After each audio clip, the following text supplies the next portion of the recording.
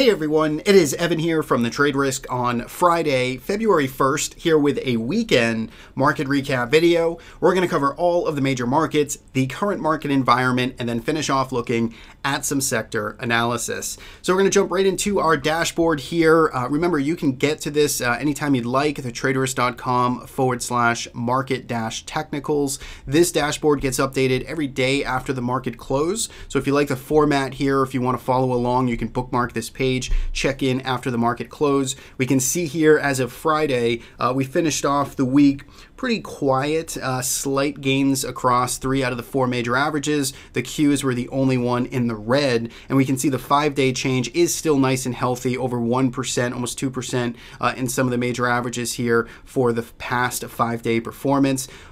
Key moving averages, or at least reference moving averages to pay attention to: 10 SMA, 50 SMA. We are above all of them now in all of the major averages, and we now are above the 200 SMA in the Dow Jones. So the bulls progress today continues to strengthen up here and reclaim some of these very closely watched moving averages. If we go down here to the sector performance, we get energy, staples, and industrials. Pretty diverse pair there, but sort of leading the charge this week. On the downside, we have financials and semiconductors and discretionary, which were all relatively flat this week, just slight gains across the board. Major markets: oil, S&P 500, gold. On the downside, the VIX, the volatility, and natural gas continue to unwind. So let's talk about, let's jump into the charts here. Let's take a look at this action. This is a weekly chart of the S&P 500. This is where we like to start our analysis. Each bar now represents 1 week worth of trading. And what we can see here based on this week's action is that we resolved last week's inside weekly bar to the upside. So if you remember in our last video update, or I guess in last weekend's video update, we discussed the pause here in the rally, the inside week that was printed, and we were looking for, heading into this week, a resolve of that range. If we could get the market to pick a direction here and break out, that would likely extend or reverse the trend, at least in the short term, and we are seeing now that the market did, in fact, break out to new highs, and it was new highs relative to this trend.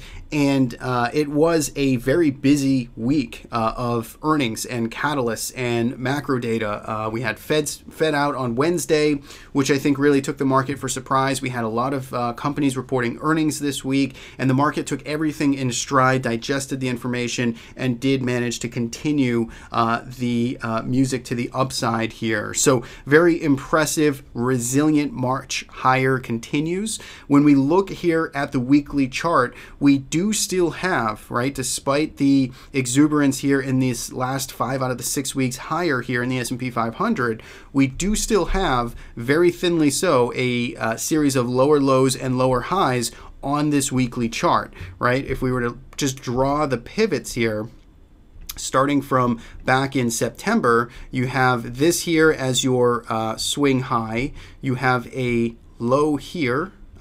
We have a lower high that got printed in December. We have our lower low printed at the very end of December.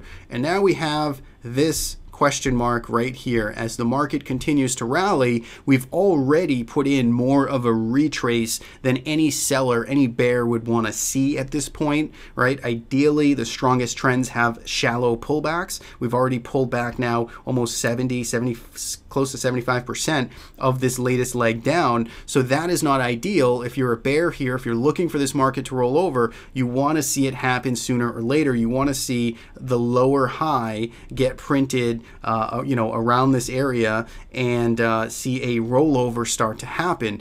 If we don't get that, if in fact we do get a charge all the way up to this 2800 level, then you'll start to nullify the lower lows and lower highs that you have in place here on this weekly time frame. So it'll be interesting to see if we can continue to levitate higher here and get a full-on 100% retrace and retest of this 2800 level that the market peaked at right at the end of November, early December.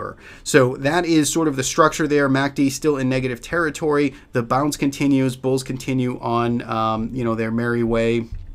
Let's go down to a daily chart. Let me just remove this so we don't get too confused when we go down to a daily chart. And if we switch over actually and go to a SPY chart, you can see one of the key sort of moments here this week was Wednesday's session. So this was the Fed day, and this was an important session because we had previously, I just kind of smooth this out a little bit, we had this sideways consolidation in place. We were moving sideways for about 7 or so days, 8 days coming into Wednesday. We were looking to see which way the market was going to tip here. Was it going to turn into a continuation pattern to the upside, or was this going to be the kind of sideways top and a rollover back down to put in a retrace back down to the December lows? We can see that it was in fact a continuation pattern. We broke out on Wednesday, got some nice follow through on Thursday, and then Friday we kind of just muddled sideways here. So bulls again continuing to take charge, continuing to break out. This market is, breaking out. It is slowing, it was slowing down in here. Ranges were compressing for sure, but the bulls again kept that alive, and now we're coming back into some prior levels, which did, see the market react to them in the past. So maybe this 270 level, 271 level will be important, but for now, the trend remains higher. And the way I would look at this is that going forward now, I'd like to see the market stay above this 267 breakout level. So in the short term, we broke out on Wednesday. I'd like to see the market hold above 267. That would keep things as bullish as possible, keep momentum up there, and would keep us, probably marching towards that 280 area. If on the flip side, we started to roll over, if we start to lose into this 267, fall back into this old range, then I think, it's a little more uncertain, sideways, choppy, maybe a short-term trend reversal here for equities. But until and if that happens, we got to respect the trend and the bull case, which continues to be to the upside. So S&P 500 continues to march higher, 280, bigger target up there, which is where we topped out October, November, December. On the flip side, if we start to roll over, be paying attention to 267, and then ultimately the support here around 261, start to break down there, and of course we'd be looking in for a larger kind of pullback retest of these lows. If we go to the VIX real quick, you can see this one has basically done a full round trip, just like the SPY has, or nearly has. I guess the VIX is a little ahead of the curve here because it is already back right down to the December lows, almost 16 handle flat, 16 the figure here on the VIX. So again, this unwind in volatility, ranges compressing, continues to happen here as fear just really gets sucked out of the market. So that's volatility. That's the S&P 500. We are still in earnings season. So remember, it was a very busy week this week, but we still have many companies reporting next week. So if you're holding individual stocks, check those dates and be aware of the kind of spillover effect on companies in the same industry sort of reporting and influencing your stocks. So let's go down to the Qs here, which if we go to this view here, this one did close down. Qs did have an inside day on Friday, closed down 42 basis points closer to the lows, but we did make some good progress this week, all the way back up almost towards, or getting up towards that 170 area, which is almost where we were the highs from December, November, where we topped out around 173 or so. This continues to hold up. If, again, similar to the S&P 500, if we start to break back down below 165 into this old range, and then below 160, those are the levels I'd be paying attention to on the downside. IWM, a little bit, maybe a little bit slower here. It is still breaking out as of Wednesday, but getting a little more kind of gradual in its slope. MACD still trying to make new highs, is kind of tapering off here. Little bit of minor divergence there if I'm going to nitpick on the IWM as price makes new highs. We're just barely getting new highs here from IWM, so maybe a little bit of sluggish behavior here. I'm still paying attention to the IWM because it has been the leader. It has been kind of forecasting what the rest of the market is doing on the way up and down. So for IWM, if this starts to lose 147, that's where I would get maybe a little concerned in the short term. Very tactical traders might be looking at that for short opportunity. I know we were, but for now, IWM, the trend remains higher. Tough to fight it. So until you get that evidence, until you get an actual rollover, you got to respect this trend right now, which is to the upside. So that is it for the equity markets. Continues to grind higher.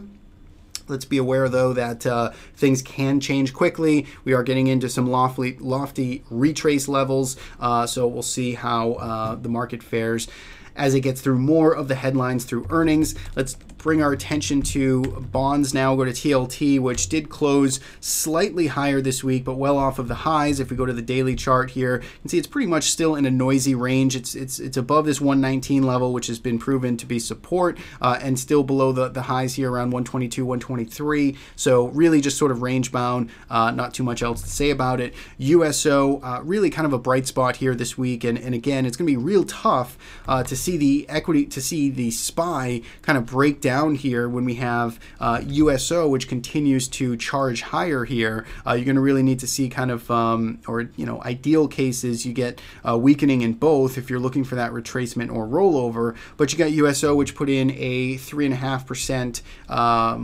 gain this week, taking out the inside week to new highs, and getting above some of that November, December chop of 2018. So USO bulls continue to be in charge here, working themselves higher above that continuation. Natural gas, not so much. This one was down 10.8% this week, right back down to the year-to-date lows here. Still looks to be, pretty, in pretty tough spot here. We did have a glimmer of hope right in here. We talked about the potential for this to rally back on, Friday the 25th, as this started to perk itself back up after a couple of days sideways, but that just did not get any follow through. We just kind of gapped down, and then we continue to roll back over. So back to the January lows. We'll see if buyers can step in here again like they did a month ago, but UNG still in a tough spot right now. Look for some increased volume and range here for a move away from this 2440 area.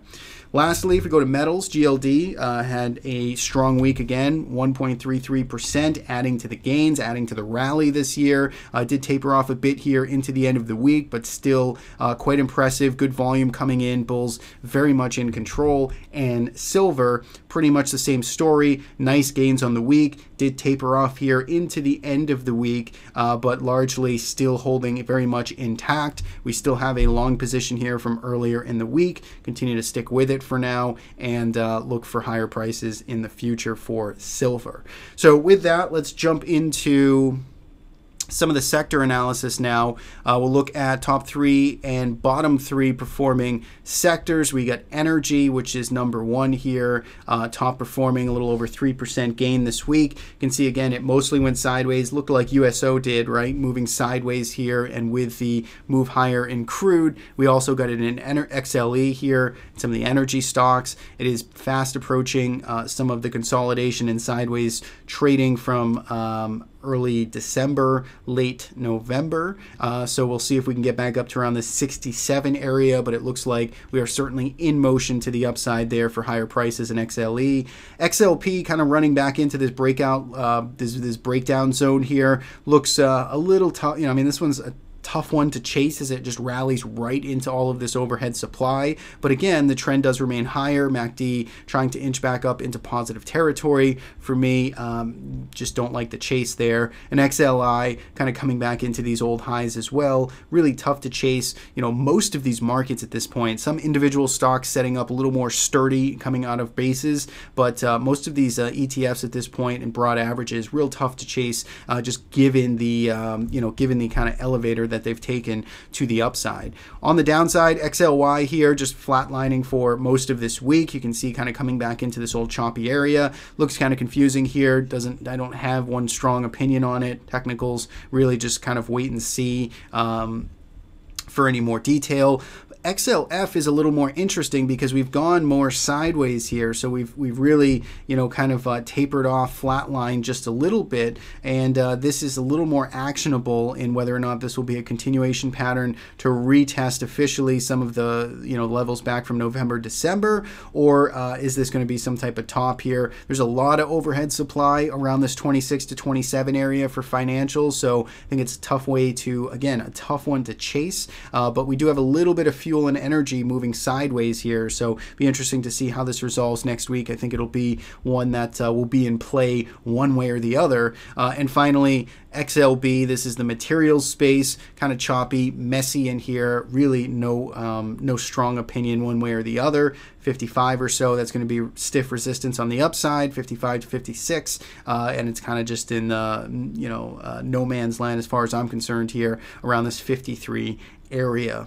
So that is it. That is what I have for the weekend video. Bulls back at it after a very busy week. Hopefully you guys are doing okay out there. Thanks so much as always for tuning in and watching. You can subscribe on the YouTube channel. Keeps you up to date with all the latest that we're publishing every Tuesday and Friday. Trade ideas on Wednesday. Or you can head to the TradeRisk blog, traderisk.com/blog. Keep up to date with all of the latest. Thank you so much. Have a great weekend and talk to you guys next week.